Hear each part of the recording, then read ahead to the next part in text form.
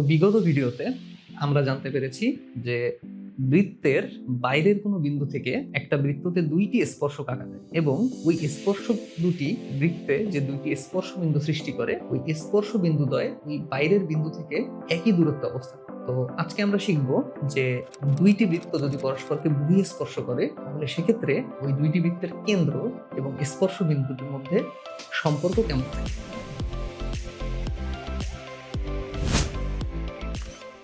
তো মোমেন্টাম এডুকেশনের আরেকটি পর্বে সবাইকে আবারও স্বাগতম। আজকে আমরা শিখতে যাচ্ছি উপপাদ্য 27। তো যেখানে আমরা জানতে পারবো যদি দুইটি বৃত্ত পরস্পরকে বহিঃ স্পর্শ করে, অর্থাৎ এমনভাবে একটি বিন্দুতে যদি স্পর্শ করে তাহলে ওই দুইটা বৃত্তের যে কেন্দ্রবিন্দুদ্বয় এবং ওই স্পর্শ বিন্দু এর আসলে সমরেখ। তো এটা বোঝার আগে আমাদের সমরেখ জিনিসটা কি এটা একটু ভালোভাবে বুঝতে হবে যে এটা আসলে কি। তো সমরেখ বলতে আমরা কিন্তু এখানে একটা রেখাকে বোঝাচ্ছি না, যেটা একটা কমন মিসকনসেপশন। সমরেখ বলতে আমরা বোঝাচ্ছি অনেকগুলো বিন্দুকে। এই ক্ষেত্রে আমরা সমরেখ বলতে মাত্র 3টি বিন্দুকে বোঝাচ্ছি। তো বিন্দুদের কখন সমরেখ বলা হয়? যখন অনেকগুলো বিন্দু বা 3টি বিন্দু 4টি বিন্দু যে কয়টা বিন্দুই হোক, অসংখ্য বিন্দু যখন একই সরল রেখা বরাবর থাকে তখন ওই বিন্দুদেরকে আমরা মূলত সমরেখ বলি। তো আমরা এখানে সেটাই বোঝার চেষ্টা করব এবং প্রমাণ করার চেষ্টা করব যে এই যে 3টা বিন্দু এরা আসলে একই রেখা বরাবর আছে কিনা। এবং তার জন্য প্রথমে আমরা আমাদের যে রুলস সেইগুলো অনুযায়ী আমরা যদি তাহলে ফরম্যাটে প্রকাশ করে নিয়েছি। এখন আমরা একটা বিশেষ নির্বাচনে সুন্দর করে জিনিসটা সাজিয়ে লিখতে হবে। তো আমরা এভাবে আমরা বিশেষ নির্বাচনে লিখতে পারি যে যদির জায়গায় আমরা দিলাম মনে করি এ কেন্দ্র বিশিষ্ট এবং বি কেন্দ্র বিশিষ্ট দুটি বৃত্তের পরস্পরকে সি বিন্দুতে বহিঃ স্পর্শ করে। এবার তাহলে জায়গায় আমরা লিখব প্রমাণ করতে হবে। তো প্রমাণ করতে হবে সি বিন্দু, এ বিন্দু এবং বি বিন্দু এরা সমরেখ। তো এখন আমাদের পরিকল্পনার পালা। আমরা এখন চিন্তা করব আসলে কোন থিওরি এখানে ইন্ট্রোডিউস করলে আসলে এটাকে একটা সরল রেখা প্রমাণ করা যাবে। তো আমরা জানি যে একটা সরল রেখায় সবসময় 180 ডিগ্রি কোণ উৎপন্ন হয়। তো এখানে যদি আমরা কোনোভাবে প্রমাণ করতে পারি যে এখানে এই বিন্দুগুলো যোগ করে দেওয়ার পরে এখানে 180 ডিগ্রি কোণ উৎপন্ন হয়, তাহলে কিন্তু এটা একটা সরল রেখা, সেটা প্রমাণ হবে। তো তার জন্য আমাদের কোন থিওরি আনাটা এনাফ হবে, এটা হচ্ছে এখন প্রশ্ন। তো আমরা কিন্তু উপপাদ্য 25-এ একটা থিওরি শিখেছিলাম যে একটা বৃত্তকে যদি কোনো একটা সরল রেখা এসে স্পর্শ করে তাহলে স্পর্শ বিন্দু থেকে যে ব্যাসার্ধটা তৈরি হয় ওই ব্যাসার্ধটা স্পর্শকের সাথে 90 ডিগ্রি কোণ উৎপন্ন করে। তো কেন এই থিওরিটা আমরা এখানে আনার চেষ্টা করছি?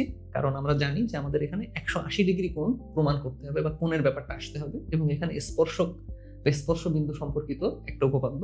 এই জন্য আমরা কিন্তু এর থেকে মানে সব থেকে কাছের বা সব থেকে সামঞ্জস্যপূর্ণ যে থিওরিটা সেটা হলো উপপাদ্য 25, যে কোনো একটা স্পর্শক সেটা যদি কোনো বিন্দুতে স্পর্শ করে এবং ওই স্পর্শ বিন্দুগামী ব্যাসার্ধ ওই স্পর্শকের উপরে লম্ব। এই জন্য আমরা কিন্তু এখানে দুইটি বৃত্ত পরস্পরকে স্পর্শ করার পরে এই বিন্দু থেকে একটা স্পর্শক এঁকে দিয়েছি।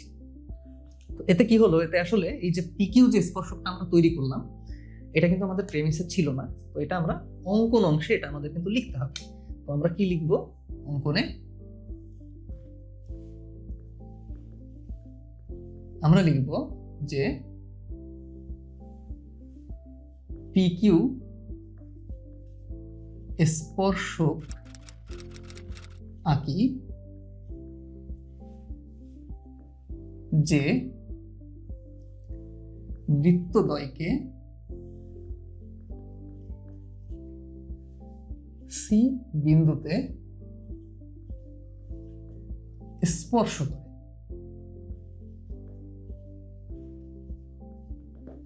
কারণ আমি যদি স্পর্শকটা না আঁকি তাহলে কিন্তু আমি 25 নম্বর উপপাদ্যের যে থিওরিটা সেটা এখানে আনতে পারছি না। তো এই জন্য অঙ্কন অংশে আমরা এই পিকিউ স্পর্শকটা এটার কথা উল্লেখ করে নিলাম। এখন দেখার বিষয় হলো এই পিকিউ স্পর্শকটা আসলে কিন্তু দুটো বৃত্তেরই কমন স্পর্শক। তো তাতে কি হলো? তাতে এই সি বিন্দুটা এই যে বড় বৃত্তটা এটারও স্পর্শ বিন্দু, আবার এই যে ছোট বৃত্তটা এটারও স্পর্শ। তো এখন যদি আমরা প্রমাণ অংশে চলে যাই, কারণ আমাদের থিওরি রেডি, তো আমরা একদম স্পর্শকের ওই থিওরি থেকে শুরু করবো। কারণ আমরা জানি সবসময় যে আমরা পরিকল্পনায় যে থিওরিটা আনবো সেখান থেকে আমাদের প্রমাণ শুরু করতে হবে। তো আমরা শুরু করি প্রমাণ থেকে।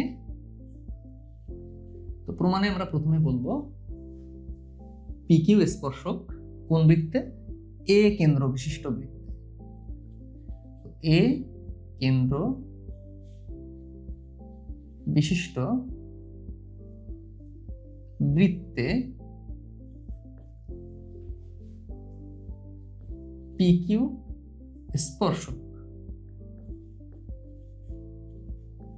এবং এসি স্পর্শ বিন্দুগামী ব্যাসার্ধ। এভাবে লেখার কারণ হলো যাতে করে উপপাদ্য 25-এ কি কি লেখা ছিল সেই বিষয়গুলো এখানে চলে আসে। তো এখন আমরা বলতে পারি অতএব কোণ এসিপি এটা হচ্ছে 90 ডিগ্রি। কারণ আমাদের থিওরি অনুযায়ী স্পর্শবিন্দুগামী ব্যাসার্ধ স্পর্শকের সাথে 90 ডিগ্রি কোণ উৎপন্ন করে। তো অনুরূপভাবে কিন্তু এই পাশেও একটা 90 ডিগ্রি কোণ উৎপন্ন হয়। শুধু যে এই পাশে উৎপন্ন হচ্ছে তা না, এ পাশেও কিন্তু স্পর্শক আছে, স্পর্শবিন্দুগামী ব্যাসার্ধ আছে, তো এখানেও কিন্তু উৎপন্ন হয়। তো এখানেও একইভাবে আমরা লিখতে পারি যে অনুরূপভাবে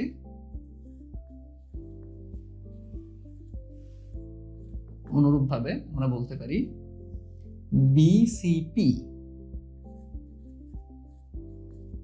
এটাও কিন্তু 90 ডিগ্রি। তো আসলে আমরা দুইটা সমীকরণ তৈরি করলাম, এটাকে বলে দিতে পারি 1 নং, এটা 2 নং।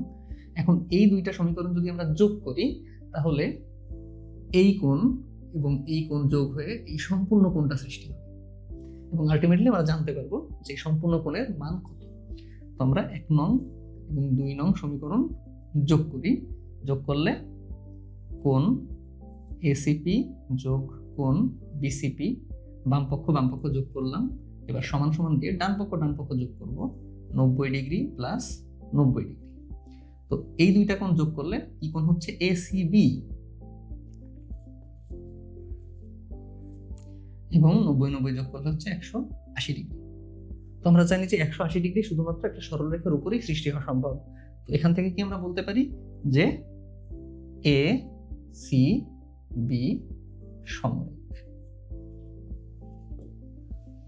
তো আশা করি এই সহজ উপপাদ্যটা আমরা খুব সহজে বুঝতে পেরেছি। তারপরেও কারো যদি কোনো ডাউট থেকে থাকে তাহলে আমরা কমেন্ট করব এবং অবশ্যই দ্রুততার সহিত আমরা কমেন্টের উত্তর দেওয়ার চেষ্টা করব। তো এ পর্যন্তই, আবার দেখা হবে পরের ভিডিও।